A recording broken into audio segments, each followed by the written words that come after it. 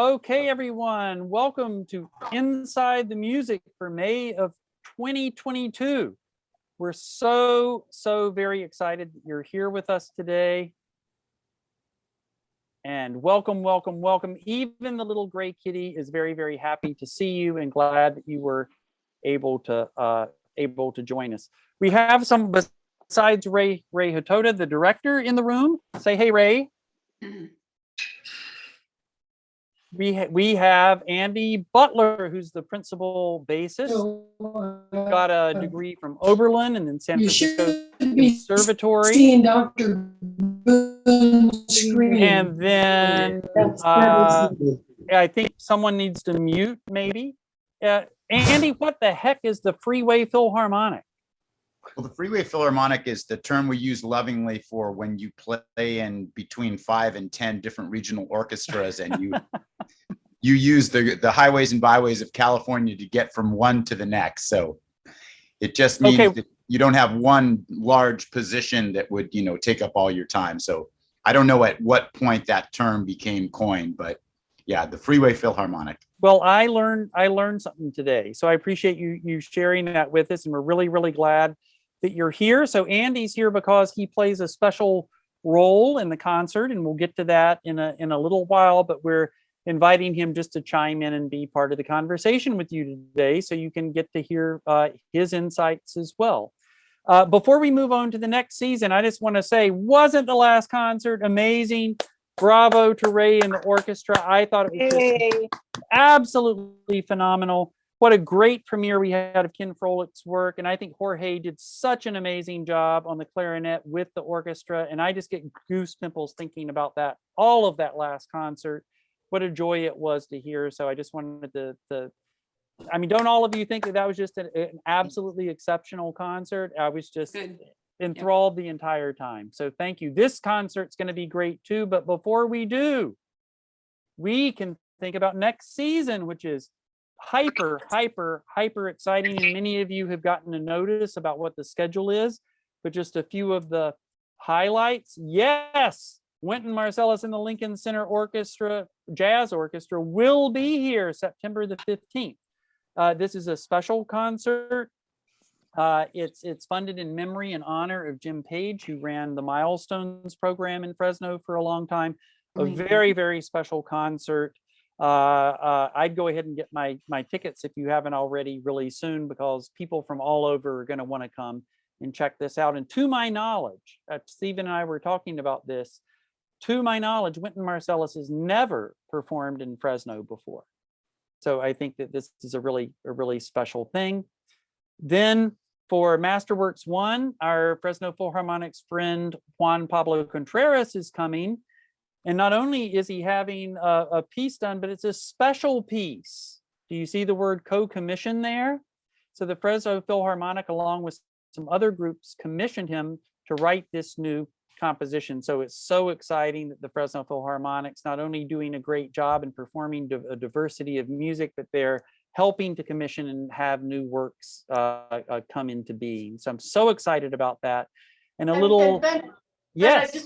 I just want to interject that Juan Pablo Contreras is a California composer. Not only that, he is born in Mexico and has just become an American citizen this week. You and I are on the same, completely on the same path, because I think I have a slide here. I missed it. There he is. Yes. And not only is he a new American citizen, can you guess what's happening in the photo on the right? He's a new daddy. And just so you all know that the baby is supposed to be due September 1st or something like that. So we might even have the youngest member of the audience be his son on that concert. So very exciting. Oh, it's just, very excited and very happy for him. He's such a nice, very nice person. So I think I'm getting feedback from someone. So I think that something needs to be muted. Then we have Masterworks 2, where we, of course, have the Saison And I'm so excited by Firebird Suite, one of my favorite pieces forever, and guest solo celloist. Then we have, I'm excited to hear we have another Mahler piece. How about that? And then we have Rounds for Piano. I can't wait to hear that piece. Then solo violinist, and we get Dvorak's new World Symphony, one of my favorite pieces. And I think, isn't Jared indigenous, Ray? Yes. So Jared Inpachachaha Tate is from the Chickasaw Nation in Oklahoma. And hopefully he will be here for this concert, but he's a wonderful, wonderful composer, Native American, and has really woven in his heritage into his music.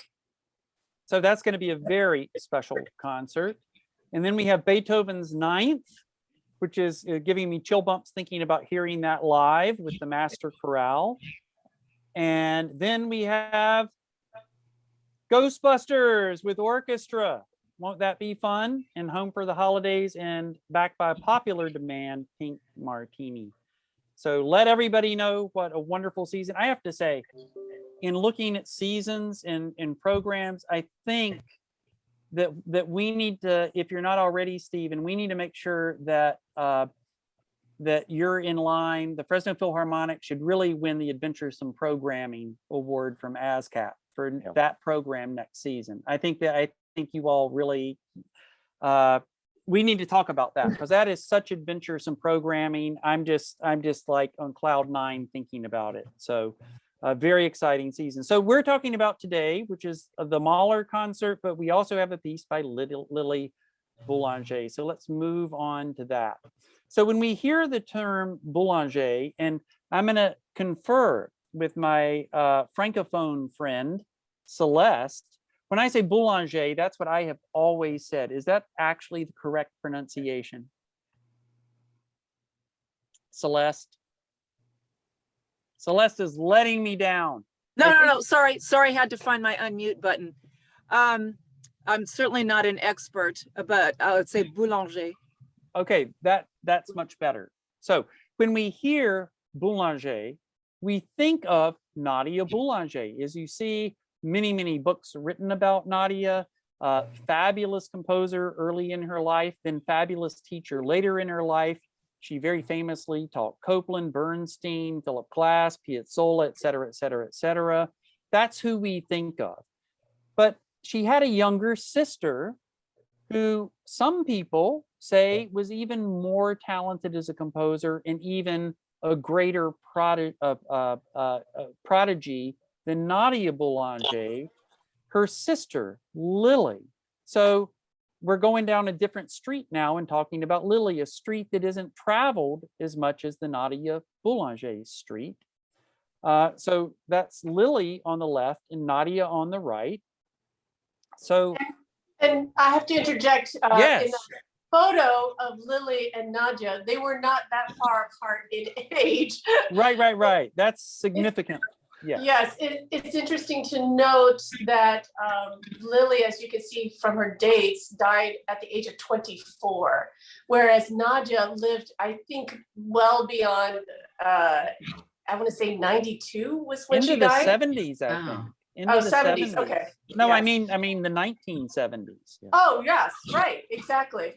So it's interesting that they had such different lives, but that Lily's music has now come to the light. Many orchestras are performing this piece, but it's taken this long to really bring her music out of the closet, basically.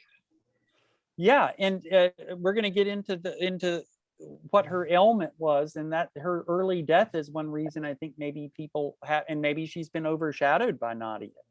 But anyway, the Boulangers, their father taught at the Paris Conservatory. So they grew up in a household where there was a lot of music going on. The mother was a singer too.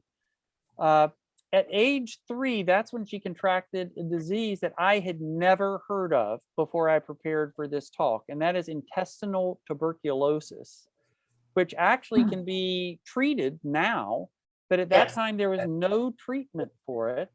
and it would completely and utterly debilitate her, where she'd have to just be incapacitated for several days at a time and in terrible pain, and there really was nothing that they could do at the time. So if we think about what she achieved in her short life, it was on top of, from age 3, having this really terrible condition that would strike when you didn't know when it would flare up, right? So she studied with Fauré. She was a great musician, not just a composer. She played organ, voice, violin, cello, harp. She was the first woman to win the Prix de Rome.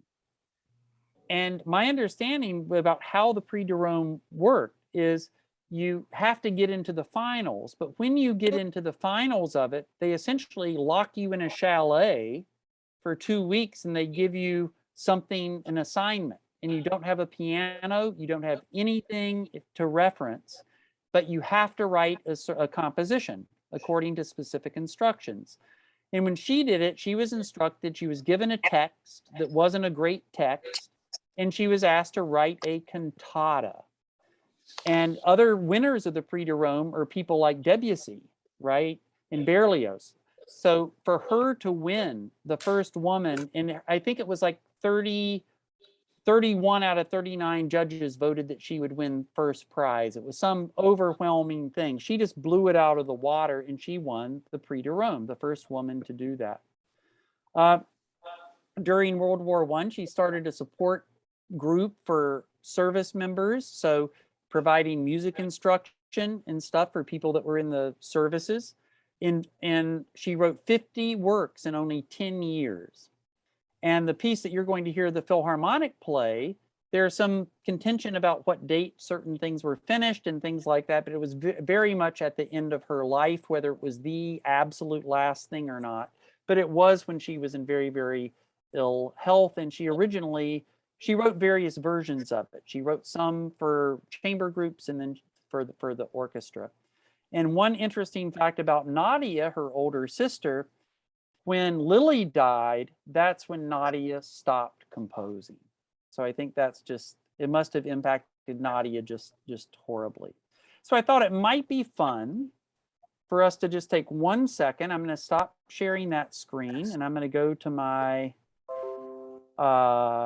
where's my Google Chrome here. I thought it might be fun to just listen to just a minute, and I'll just keep it on this screen because it's easy to move back and forth in, to listen to this piece, the version for violin and piano for just a minute, and then listen to the orchestra version, and then Ray and Andy can fill in some other aspects about the piece. So maybe turn your volume up pretty loud so you can hear the music well. And those of you that are musicians, you'll be able to follow along a score with this version.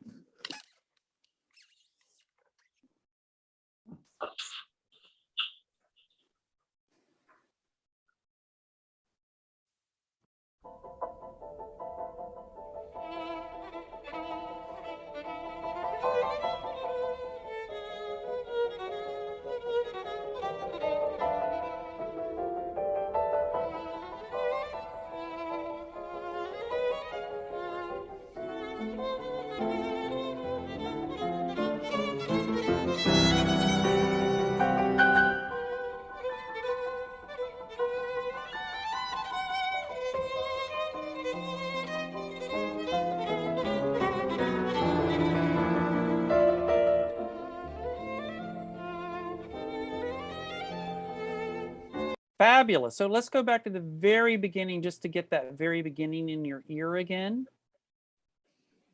Notice that, right? And those of you that are musicians, right? Even though these are clusters, which you might think are really dissonant, it sounds beautiful, right? But what the piano is playing are called clusters, where the notes are really, really close together.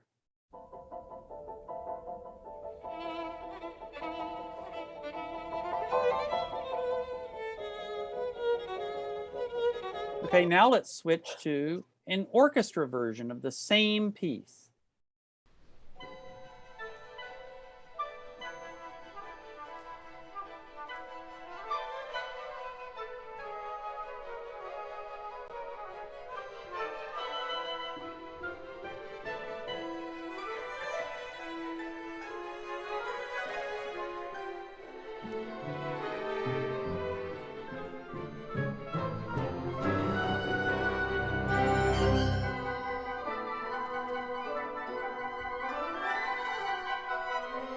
Wonderful piece. Wonderful, wonderful piece. Ray or Andy, do you want to chime in on any other aspects of this piece? I think it's just fabulous to compare the two versions.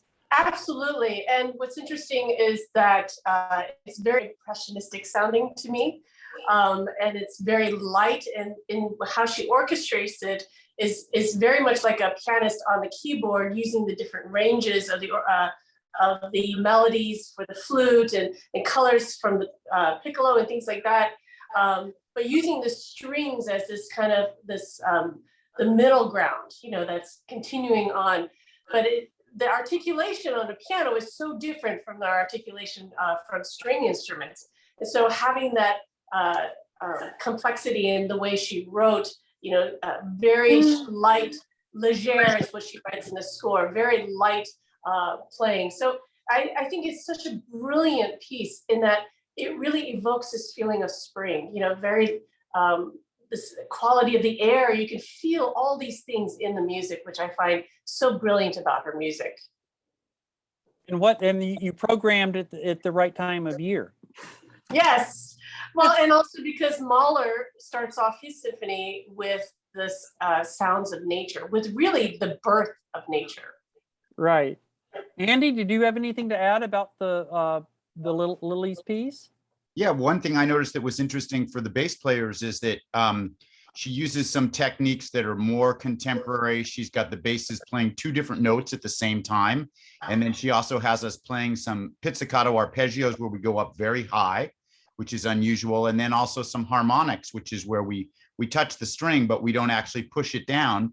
She's got those three compositional techniques, which are, normal for her time, but not your typical, classical romantic music.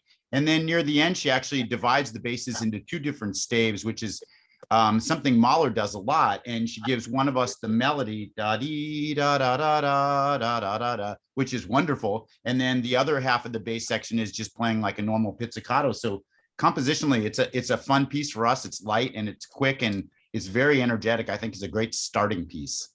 And one of the fun things that struck me that maybe, Ray, you could have called this the bass feature. The bass feature concert, because the basses play an important role in both of these compositions. Right. Well, actually, all the instruments do. I know. But yes, it's nice to give bass some love. This is true. This is true. But what I love about the two pieces married together in this one program is that, yes, you'll hear elements of this same compositional style and orchestration in both of them, because they lived around the same time. Of course, Mahler died in 1911, a bit earlier, but just that feeling of experimentation, in these works that were happening over the turn of the century was really amazing. Great. Well, let's move to Mahler. And as Ray was just saying, he passed away in 1911, born 1860. Let me go to my big screen. And this particular piece was composed, and as a composer myself, it's just mind-blowing to conceive of this. He composed this thing in 6 weeks. I can't believe he composed this thing in 6 weeks. How did he? And that was before computers. Oh my God, I don't know. So when my son says, "Oh, I can do so much," it's like, no. Mahler composed this whole damn symphony in 6 weeks. What have you done in 6 weeks? So anyway, that's a little joke. So an interesting thing in this piece, he does use existing works.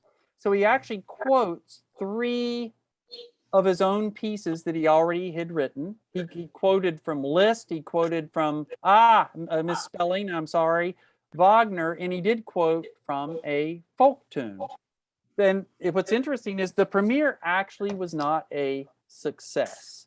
So he didn't call it Symphony Number 1. He called it a programmatic symphonic poem, but he didn't have any liner notes so the audience could follow along. So here's what someone said about that premiere. The reception of the symphony was as divergent as the two halves of the work. Our concert audience, which was back today in full number, listened with alert interest to the first section. So that's what now is like movement 1 and 2. And Mahler, who also conducted, received warm applause after every movement. But after the Death March, which we're going to focus on in a little bit, the mood changed, and after the finale, there was but slight but nevertheless audible opposition. So it was not a raging success.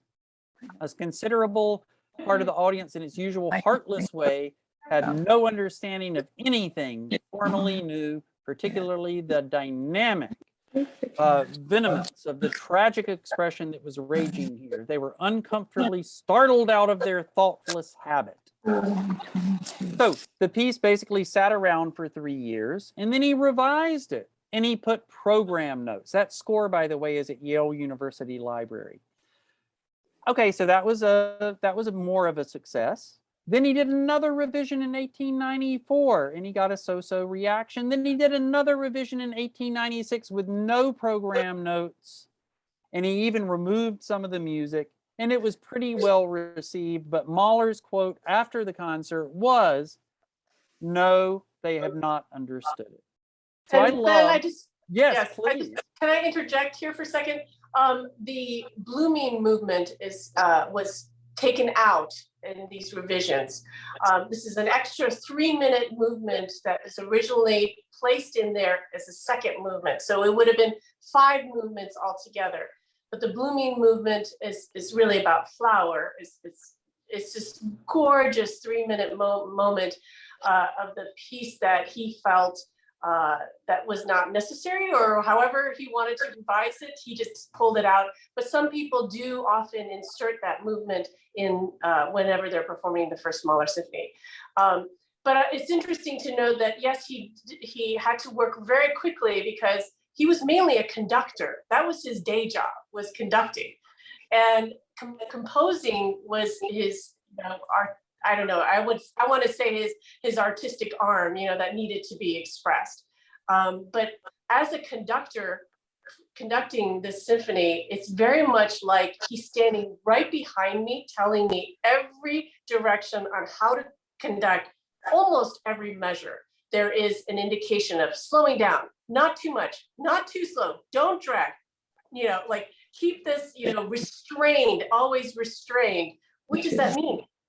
And there's a fabulous book out right now by Norman Lebrecht about Mahler. It's called Why Mahler? And he really talks about these revisions that Mahler did, but as a conductor, he was constantly revising his symphonies, not just this one, but if there are indications in his score that he performed, that he would premiere these pieces, and there would be like 300 revisions of that one symphony that he felt at that moment he needed to change. So it's very much a fluid and live music even today. There are so many interpretations of all of his symphonies. And he really gives the orchestra and the conductor indications, but he's also saying, feel it. However the conductor feels at the moment is how it should be done. So that's why there's so much controversy about Mahler, I think. There is. And if you go on YouTube, everyone, if you want to hear that movement, you can see it listed just as Symphony Number 1 or Titan or whatever, and you can hear those different versions, which I think from a compositional perspective is absolutely fascinating to see what changes he made. And it seemed to me that a lot of the orchestrational changes were to thin out the texture a little bit and make things a little bit clearer, I think, from a compositional perspective. Well, Ray, we don't have, if we're going to spend a lot of time on the third movement, we don't have too much time for the other movements, but let me go to a video. I think this is a friend of yours, right? No, not a friend. A friend in your soul. Yes. He is the music director of the Dallas Symphony Orchestra right now. It's Fabio Luisi, yes. Right. So do you want to say a little something about some of the movement 1 and 2, and then I'll play just a section of it? Yes. So this first symphony opens up with an 7-octave range of just one harmonic note on A. And for me, this is like the beginning of the ring cycle, where it's just, Wagner has this long, long, long tone, really representing earth and the beginning of life. And the first movement opens like that, where it's just this long, prolonged note, and you hear the winds as bird calls coming in, and there's an offstage trumpet signaling the beginning of life. So it's very much a philosophical, but also very programmatic, very visual opening of the piece, very slow and contemplative. Great. So let's check that out for just a minute. Everyone, I recommend you turn up the volume because this is the recording is a little bit on the quiet side. Here we go. And I'll leave it like this because I can control it better.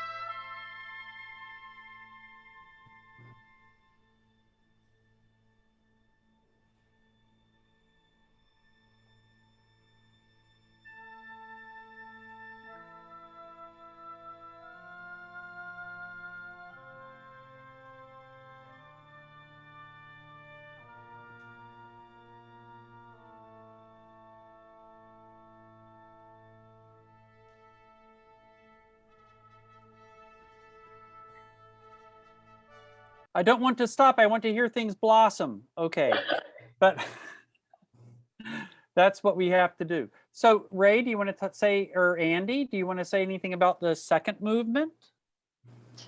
Well, the second movement is very much this lively dance. There's so much about Mahler's music that really is about his life. And I don't know if all of you know that his family, he grew up in a bar, basically. He lived above a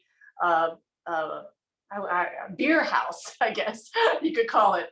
And so there's all this lively music that's happening. And for me, this is like the hurdy-gurdy just starting off, and people are dancing and the people are dancing in the street in the bar, and you hear this kind of fun, lively music. Andy, did you have anything to say about movement 2? Yeah, the movement 2 it's basically like a Landler, and it's like deem bum bum bum bum bum. It sounds like a big party where people are getting really rowdy. And the thing that's tricky about that movement is right after that is when the big bass solo comes, which is a very delicate, quiet moment. So for me personally, when I'm playing that movement, I have to think about letting myself go into the movement, but also not overdoing it, so I'm still calm enough to play the following movement. So just from my own personal perspective, it's an interesting movement to play. It's like, how much can I really let go into this wild dance movement and then be ready for the next movement, which starts with the bass and the timpani and is the funeral march. So it's an interesting movement for me playing principal. If I'm just in the section, it's great. I can really just have a wild time with it, but it is a wild, fun dance movement. Huh, So, I hadn't thought about that. That's really the psychology of what you have to do to prepare for a solo that's coming up. Yeah. So I just wanted to interject also, sorry, Ben. No, please. That Mahler's music is really an emotional roller coaster. Like Andy was saying, one moment you're up and dancing and carousing about, and then in the middle of this movement, there's this beautiful, tender dance, also a Landler, in the middle of the second movement. And so there's always this roller coaster of emotions that Mahler is so amazingly brilliant at writing music to really express all of these emotions that we feel on a daily basis. You know, a moment you get that phone call for the job you've been wanting for, and you get this, you're so excited, and then all of a sudden you hear this bad news that's happening in the news about the war in Ukraine, and it's just this constant pooling of emotions that Mahler is so brilliant about writing in his music. Let's hear the beginning of movement number 2.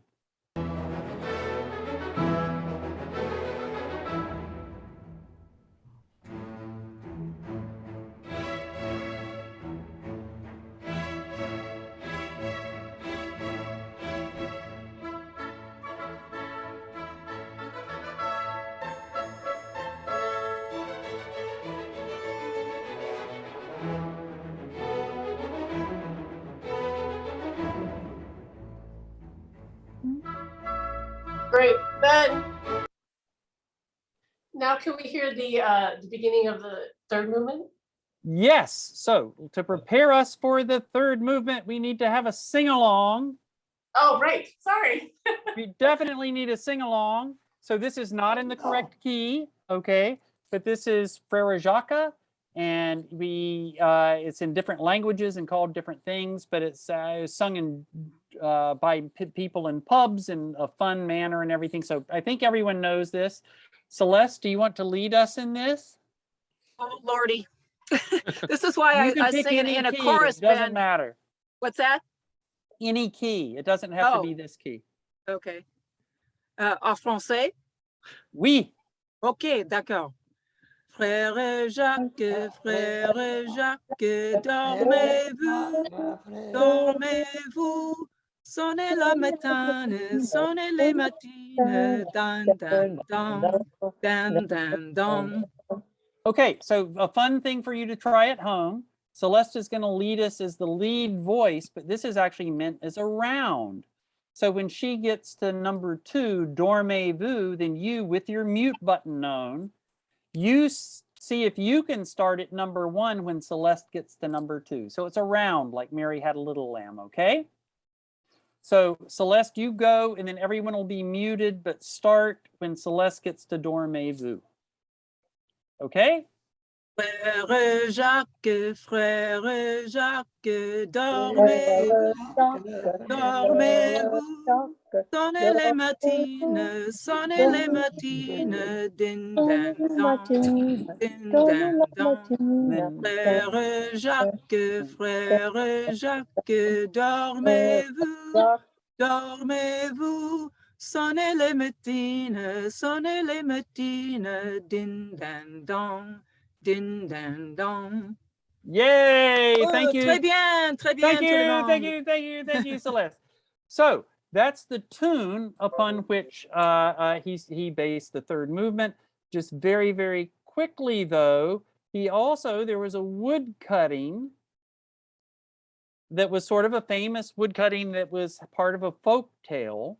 And so he said, in connection with the third movement, it received the extra musical suggestion for it from the well-known nursery picture, and that's the picture, the eerie and ironical brooding sultriness of the funeral march. And if we look at it, it's pretty funny in a way. There's a hunter who's dead, and look, the animals are parading the dead hunter. There's a little band in front of cats carrying a flag. It's very festive, but it's a funeral procession. So it's kind of ironic and funny.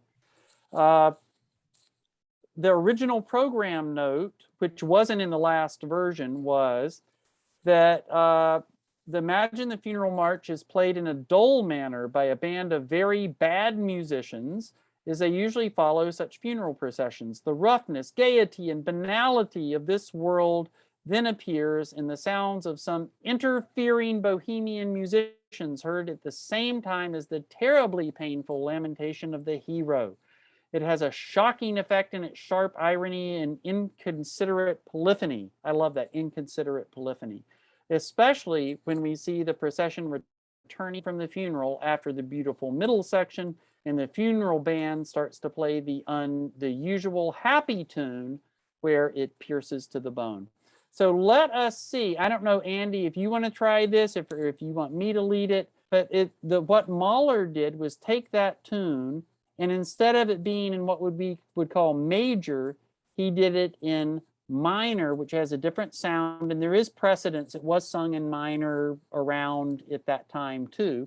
But Andy, do you want to hum that for everybody, or do it on the bass, or would you like someone else to? I'll let you do it, Ben. Mhm. Well, instead of Frère Jacques, everyone repeat with your mute. It's Frère Jacques, right? Instead of that, you lower that third note. So it's Frère Jacques, da, da, da, da, da. And then to make it sad, he slows it down too, right? Da, da, da, da, da. Da, da, da, da, da, right? And then it's creepy because he's lowering that third degree. So if you turn up your volume, I'll try and play you an excerpt, but it's very quiet. And this bassist, I think this is the version where the bass is being wimpy and the whole section is doing it rather than a soloist. Let's see. And that is often done. Yes, I know. Again, and again, it's interpretively. If you want the entire bass section to be playing, or as indicated, solo bass, which we will do. Andy will play solo in this. If you have someone like Andy, how can you not let him be solo? Exactly. I mean, that would be a crime. It would be terrible. So we're going to talk to you about the expressiveness of it and stuff if we can get this to play. That's the last movement. Yes. So that we need here.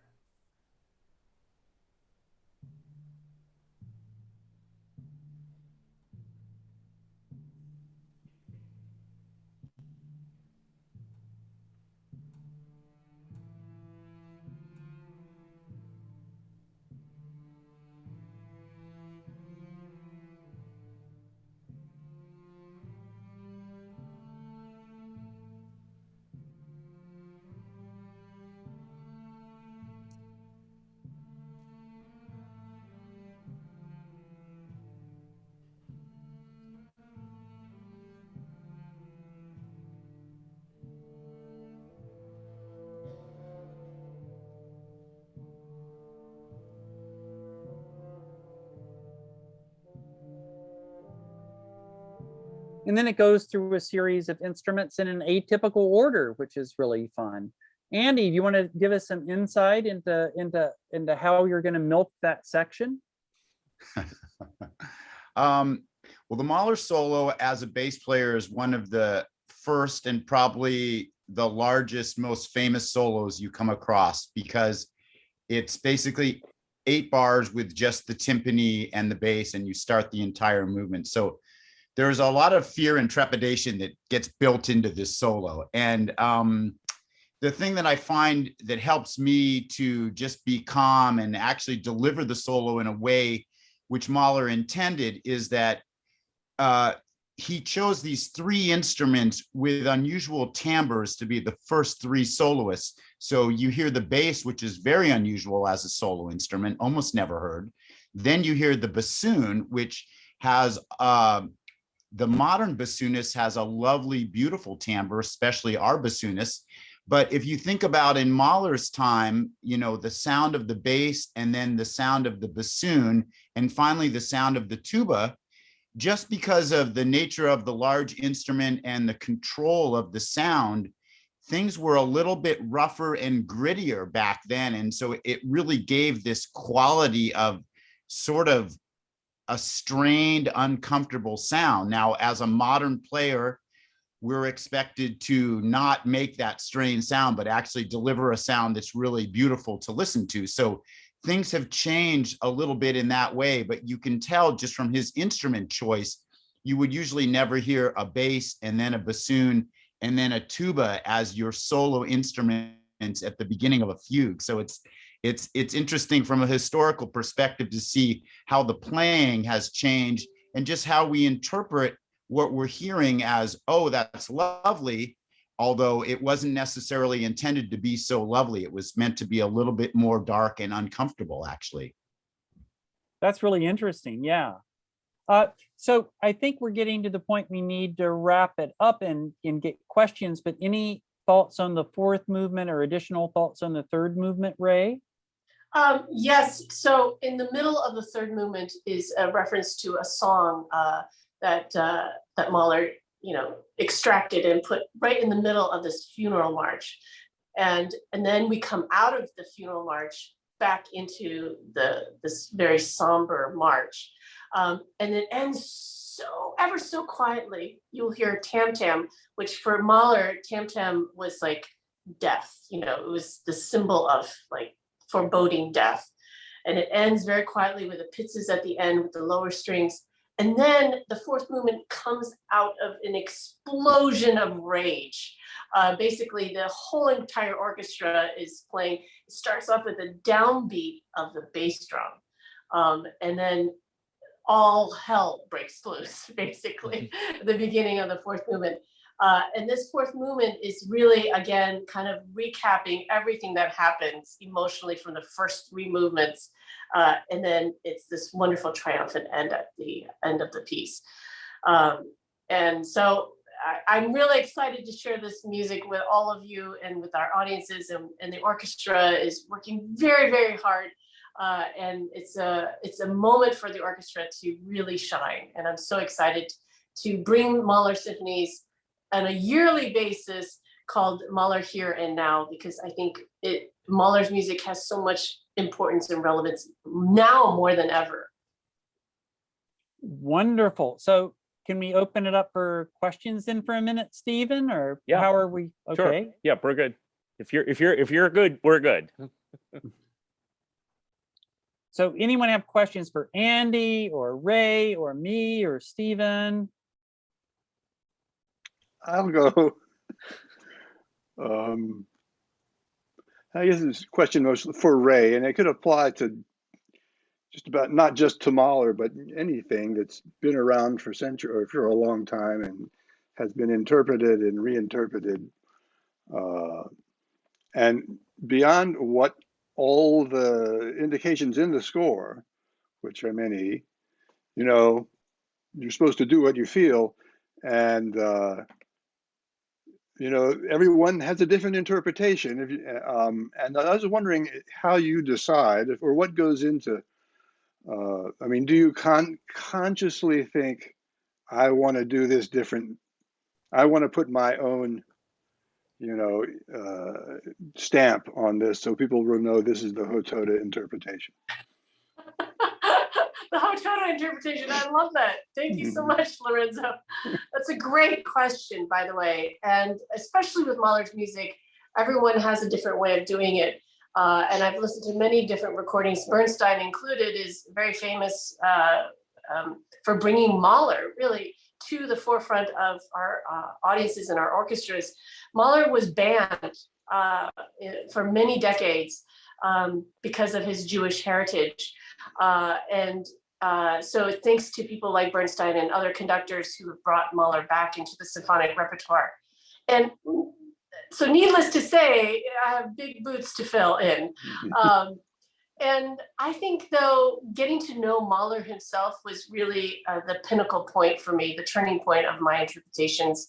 And again, as a conductor, I'm growing, I'm thinking of different things. And each concert that I do here with the Fresno Philharmonic, we both, it's the orchestra and myself, and I don't know about you, Andy, I can't speak for you, but I think each concert we've really grown together to get to know each other and have this symbiotic relationship.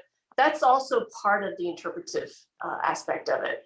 And so I think that just hearing his emotional output, it's very much feeling into the music to figure out where I stretch, where I don't stretch, where I take time, where I feel that this whole phrase, like I think sometimes in the last movement that from rehearsal 22 to 56 is one phrase, but how do you bring that out with all of these indications in the score saying to slow down, don't move ahead, don't rush.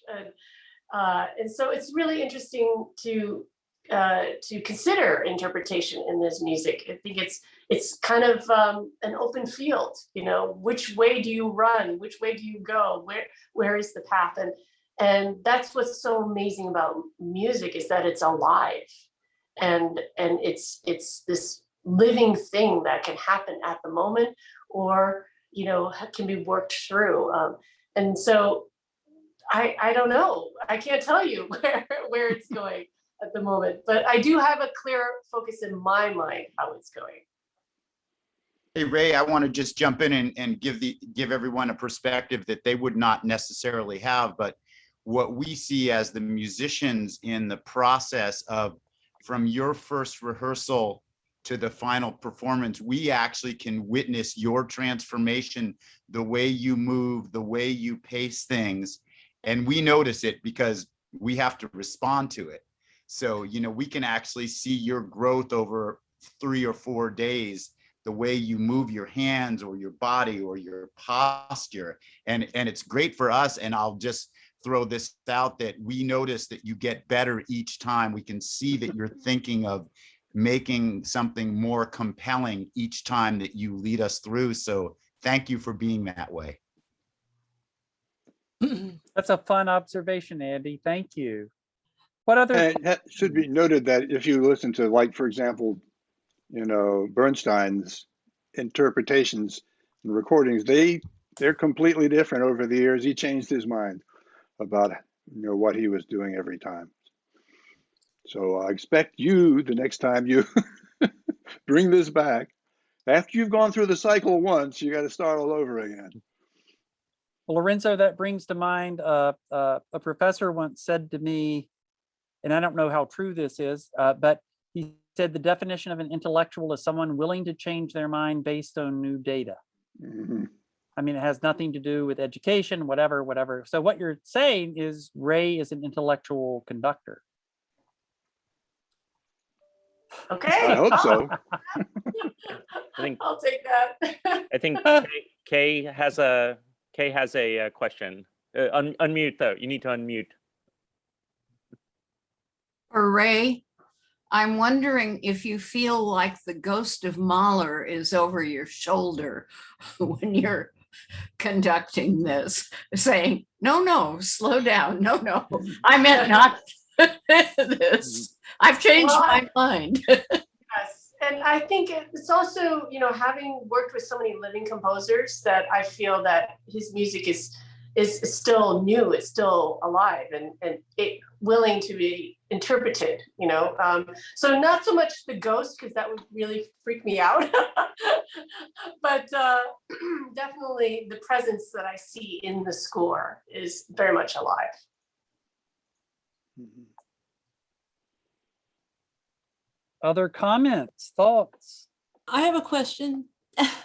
Yes. Okay, This is Jane. Jane. This is Jane here. I have two questions. One for Andy. Andy, first of all, let me know how many solo performances on the bass can you recall? And also, what is the biggest challenge you faced doing this solo? And how do you feel about the future in terms of more bass soloists? Because you Okay. don't hear too many bass soloists. I'd have to count maybe one, and that may be only you. Well, so there's basically about 6 major solos in the orchestral repertoire that are written for the double bass, this being one of them. Probably, it's not the longest one. The Hinastera variations that we did a few years ago is actually about 2.5 minutes, just the bass and the harp. So that one is longer. For some reason, this one feels scarier, I think, because it's just so simple and there's nothing but timpani notes underneath you. So you've got the Mahler, the Hinastera, and then there's the Puccinella solo, which is sort of accompanied by the trombone. So you've got a lot of support there. And then Haydn also wrote several wonderful solos that were given to the double bass. And I've performed just about all of them. And then Lieutenant Kiji Suite also has a solo for the bass. So I'm hoping Ray might program that at some point. And Stephen and I were remembering that we did do the Puccinella here many, many years ago. I think it was with Raymond Harvey. So it's been a while since there's been, another bass solo besides the Hinastera that we did here. As far as bass soloists go, it's an amazing time right now. I play in the Oakland Symphony, and we just had a young bass soloist come from the Swedish Radio Orchestra. He played a modern piece, a modern bass concerto, and it was incredible. So I feel like there's going to be more bass soloists in front of orchestras, coming at this time than there really has throughout history. It's been very unusual to hear a solo double bass as far as in a concerto role. And occasionally you do get to hear a solo from the bass like you will on Sunday. Well, appreciate that. We look forward to that. I have a little comment or question to Ray. Being that Mahler was, obvious from the grandiose Romantic period, do you see him looking forward with any kind of ideas he might want to take from like Schoenberg? Because that he would be coming up kind of close to his time period. Is there any, do you have any feelings about that or any interest in knowing that he was thinking about that? Because he seems like extremely emotional person, obviously, and there's a lot you can express with a large orchestra, which obviously we will have. So yes, Jane, that's a fantastic question. Thank you for that, because he did influence the second Viennese school, which is Schoenberg, Berg, and Weber. Yes, right. and they actually were colleagues. Like they looked up to Mahler. All three of them looked up to Mahler. Towards the end of his death, Schoenberg and Berg, I think, were very close to him. And so he really did push the envelope. Lots of atonality later in his symphonies, like for 6, has so much of that in there. This German expressionism, and he was influenced by art and philosophers at the time. So yes, I think he really embodied this push into the 20th century of modern music. Very good question, Jane. Schoenberg had a lot of interesting tonalities in his pieces, and for a new person who isn't really familiar with the modern period, they may just be like Mahler, who was rejected way in the beginning when he wrote his symphony. So I think it's just a matter of time and over and over exposure and learning. So that's good to know. They otherwise, what I see is they really collaborated together. Thank you. Hey, speaking of Mahler's Jewish upbringing, listen for the klezmer tune in the third movement. Okay. That's right. Thank you, Lorenzo. It will be there. It will be there. So I thank all of you. I think it's time to wrap it up. I thank all of you for being here. Hopefully this will be in person next season. I'm not sure, but you all have been committed to coming, and it's been a real pleasure and joy this season. I'm so grateful that Ray and Stephen had me do this. And just a quick word, next season, where is this? Can anyone guess where this is? Scotland? Close, very close. Almost. I'm going to say Ireland. Yes, it's Ireland. So I will be a U.S. Fulbright scholar to the Irish World Academy of Music and Dance next year. So if we do things on Zoom, I might see you and log in from Ireland. Otherwise, I'll see you at the concert on Sunday, and then I'll see you in a year. So awesome. Thank you. Congratulations, Ben. That's really great news. Oh, I'm very, very excited. It'll be great fun, and I'm sure a tremendous growth opportunity. Well, I want to say a big, huge thank you to Ben Boone for all of these Inside the Music this season. You have been incredible, incredible. And thank you all so much for joining us.